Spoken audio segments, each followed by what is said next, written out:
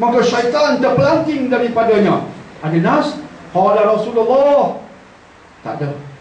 Bila tak ada, tak boleh kita pakai. Pendapat seumpama itu khurafat lagi tahyul. Dan kita boleh berhujah untuk menolak pandangan kelebihan kayu koka ini dengan hujah-hujah yang saya rasa logik. Pertama, pernahkah kita bertemu dengan kapal Nabi Nuh sehingga kita mengetahui kayu yang digunakan kayu koka? Yang kedua, jika hebat sekali kayu koka sebab Nabi Nuh gunakan, mengapa kita tak mengkaji kayu yang digunakan untuk membuat rumah Nabi Muhammad sendiri? Nabi Muhammad SAW penghulu rasul-rasul. Nabi Nuh kita muliakan, Nabi Muhammad makamnya lebih tinggi berdasarkan dalil. Nabi mengatakan, aku Sayyidul Mursalin, aku penghulu rasul-rasul. Sudah pasti kayu yang penghulu rasul-rasul gunakan lagi hebat. Sepatutnya kita mengkaji kayu yang digunakan untuk membina rumah Nabi Muhammad, dan kita nak gantung kayu itu di rumah kita, sebab sudah pasti syaitan lagi takut. Sebab ini kayu Nabi Muhammad gunakan. Mengapa pergi cari kayu Nabi Nuh? Nabi Muhammad lebih hebat. Semua ini kita gunakan dalam bahasa logik, tapi akhirnya kita mengatakan tak ada dalil yang nak kita kaitkan dengan semua itu. Jadi, kayu koka jika anda beli di Mekah, akhirnya jika beli di Mekah, anggaplah dia hanya sebagai kayu, hanya sebatang kayu, insya-Allah. Hanya sebatang kayu, seperti pensel dengan kayu penselnya. Hanya sekali itu, cuma anda merugikan duit 20 rial bayar kepada Arab Saudi semata-mata untuk dapat satu kayu yang entah apa untuk digunakan selepas itu, insya-Allah. Dan sila ke laman web Dr. Dena mindasuper.com untuk dengar perbincangan tajuk itu di Radio Mutara FM. Tajuk-tajuk yang saya bincangkan di Mutara FM anda boleh dengar di laman web saya mindasuper.com, ialah kayu koka dan selipar Nabi. Anda tak soal selipar Nabi, tapi saya sambung tentang selipar Nabi juga. Ada orang nak beli selipar Nabi yang muncung depannya tajam. Mana dia tahu Nabi pakai selipar tu, ataupun Nabi pakai juga kasut lain. Ini semuanya cerita-cerita orang di Malaysia, Melayu Islam Malaysia. Rumusan saya ialah apa yang saya sebutkan tadi. Begitu banyak amalan kita orang Melayu Islam yang dia katakan Islami, tetapi sebenarnya bukan daripada Islam. Dia katakan ini ajaran Islam, tapi bukan dari Islam. Ini termasuk sebahagian daripadanya, insya-Allah. Allah Akbar. Dari Dr. Daniel, hari ini kita dihadapkan dengan jangkitan sesama babi. Adakah Allah pernah firmankan tentang jangkitan ini dalam Quran? Tak ada tentang flu dalam Quran. Allah tak pernah mengatakan, wahai mereka yang beriman, jauhilah influenza A. Tak ada. Tak ada. Yang ada dalam Al-Quran ialah ayat-ayat pengharaman lahmal khinzir, malah bangkai, daging babi, sembelihan yang tertentu yang tak ikut syariat, darah yang mengalir keluar, maka semua itu adalah haram. Itu ada nas. Lahmal khinzir diharamkan, jelas disebutkan Quran dengan nyata dan jelas. Jika kita nak kaitkan dengan itu munasabah.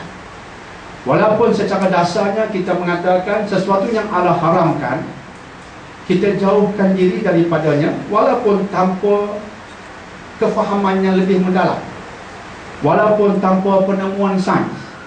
Kita buat bukan kerana sains, bukan kerana penemuan semasa, tetapi kerana perintah ilahi. Allah suruh kita solat sebab perintah, bukan kerana nak buat yoga, tidak. Allah suruh kita jauhi babi, kita jauhi babi, bukan kerana sains, tapi kerana perintah Allah.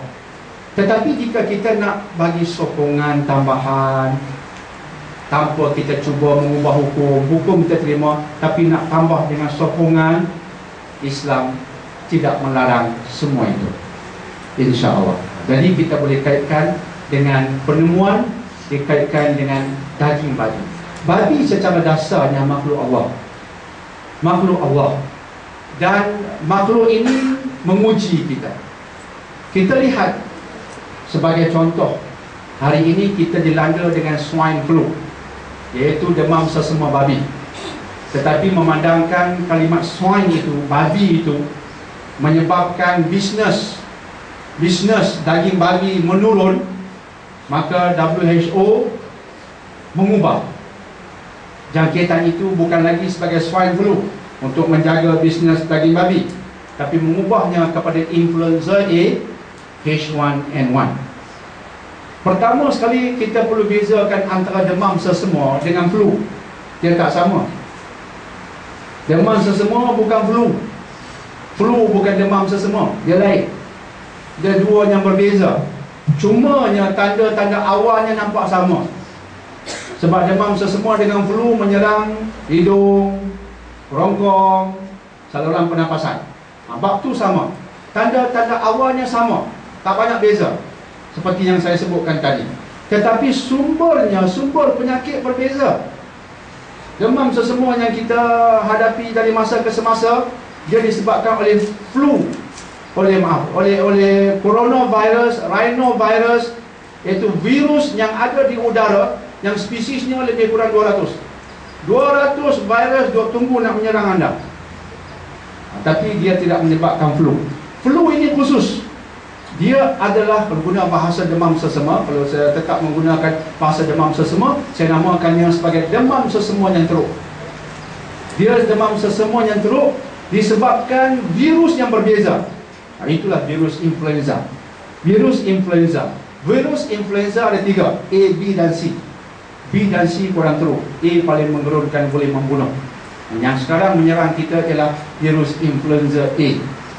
Virus influenza A juga ada pecahan pula, dipanggil sebagai subtypes dalam bahasa sains. Subtypes, ada pecahannya pula. Influenza A ada pecahannya pula. Ada H2N2, ada H3N2, ada H5N1. Tapi yang menyerang kita ialah H1N1. H1N1. Itu flu, boleh membawa maut. Cuma saya nak peringatkan bahawa pada abad 20, virus flu dia berubah. Dan itulah rahsia penciptaan virus. Virus dia boleh mutasi, berubah cepat. Perangai kita belum berubah, dia berubah dah.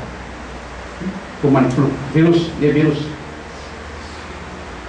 Hingga kan pada abad 20 lahirlah virus baru. Bukan sekadar baru dia membunuh, tak pernah ada. Bila dia tak pernah ada, badan kita tak pernah ada antibodies. Bila dia menyerang, dia serang, seolah-olahnya kita punya kawasan ni tak ada tembok lah. Begitulah istilah dengan flu, kuman virus flu ini, H1N1. Dia masuk abad 20, kuman yang sama yang telah membunuh 50 juta manusia. Pada tahun 1918 wujud kembali. Abad 20 berlaku 3 pandemik. 3 pandemik, bukan epidemik. Epidemik apa dia? Wabak. Epidemik, wabak. Pandemik, wabak global. Dia wabak global. Wabak global, pandemik. Pada abad 20 berlaku 3 pandemik. 1918, 1957, 1968.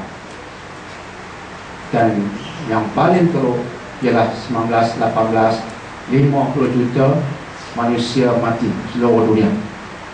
Virusnya H1N1.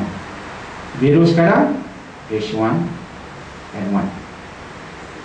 Sebab itulah kita sedang menanti suatu pukulan maut dari virus yang sama. Virus ini